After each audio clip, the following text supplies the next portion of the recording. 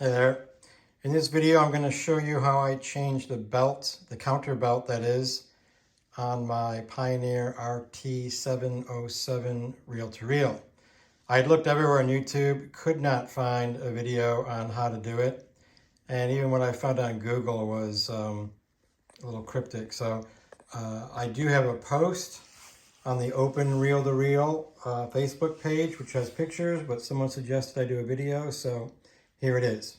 And I've already changed the belt, so this video is pretty much going to go over what I did previously. The first thing I did is remove the cover right here. It looks very much like this cover right here. I've already removed it for this video because I have to hold the camera and point things out, so removing it would have been tough. Anyway, I've already removed it, which unveils the brake. And you can see back in here, way down in there, the belt is already on the spindle, the reel spindle in its little groove. So what I had to do is, what I had to do is run the belt over this reel, and in order to get it onto the spindle, it had to actually go underneath the brake. And so if you lift on this lever here, you'll get a little bit of relief, as you can see, on the brake, and it opens the gap between the brake and the reel, almost like a brake caliper on your car. Anyway, once that's lifted up, you can kind of shove the belt through, and then I use the screwdriver to kind of coax it through. Once it's all the way through and all the way around, it basically hangs free on the spindle, and you can manipulate it into the groove. Now, that's the easy part.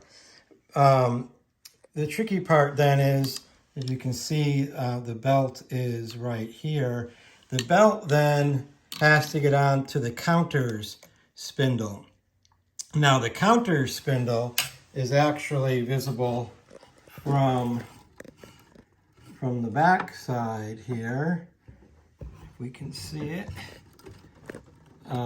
Yeah, so let me get my screwdriver. So this white thing right here, and you can see the belt is already on the groove. It's way toward the back, or in this case, I guess the front, but it's way on the edge. That's where the groove is. And so the tricky part, therefore, now is getting, once the belt is kind of hanging free right here, you've got to push it through. So what I did is I made a little tool out of a coat hanger, and I just bent like a kind of a reverse hook on it so that I could literally hook the, you can see I hooked the belt, and I could push it all the way through. Granted, it would be behind this counter, but I could push it all the way through such that when I was working on this end, I was basically had my hands on both ends. So with one hand, I was pushing the belt through, and with the other hand, I was using a long screwdriver to kind of snag the belt as I could see it come through here and try to get it to wrap around the spindle. Once I got it around the spindle, I just used that little coat hanger, and I used the screwdriver, and I was able to kind of coax the belt onto its groove. And that was really it.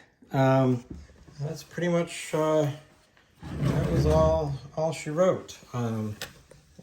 As you can see now, I've got a fully functioning counter.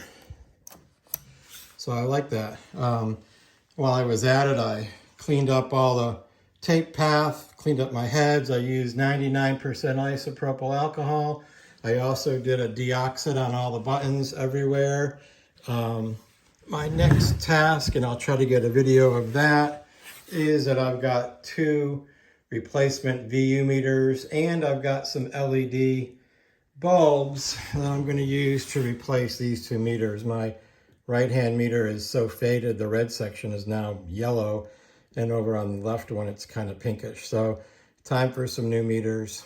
And I had replaced the bulbs on my SX1280 receiver, so I'm going to see if I can get the LED bulbs in the meters here to match, so when it's all on, the lighting all looks very similar. But that's it. That's how I changed the belt for my counter. I know there's tons of ways to do this. That was my way to do it. And then I'll finish up by putting that plastic piece back on. You don't have to have it off. I just found it easier to see what I was doing, get my screwdriver in there. It just made it easier to grab the belt. But certainly just by lifting this and giving a gap, the plastic piece had no bearing whatsoever on the amount of space that was given when you do that. So I found it easier to take it off. Anyway, that's it. I found the belt on eBay, by the way. I'd put a link, but who knows if that eBay link will be active months from now or whatever. So you can find the belts. They're readily available. There was probably a dozen or so people selling them on eBay. Easy to find. That's it. If there are any questions, just shoot them in the comments. Bye now.